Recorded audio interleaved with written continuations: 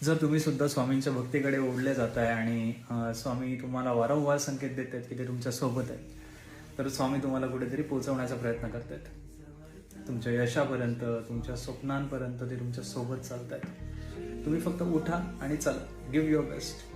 मग ती परीक्षा असो किंवा स्पर्धा किंवा बिझनेस किंवा नातं, तुम्ही फक्त उठायचं आणि स्वतःवर मेहनत करायची. कारण कितीही मोठं संकट आलं तरी स्वामींचा चेहरा तुम्हाला कधीच हार मानू देणार नाही. आणि संकट कितीही मोठं असलं तरी स्वामींचं नामस्मरण केल्यानंतर तुम्हाला पुढचा कसाही कोणत्याही परिस्थितीत मार्ग सापडतोच. कोणताही विचार करायचा नाही आहे की पास होईल की फेल होईल, चांगलं होईल की वाईट होईल.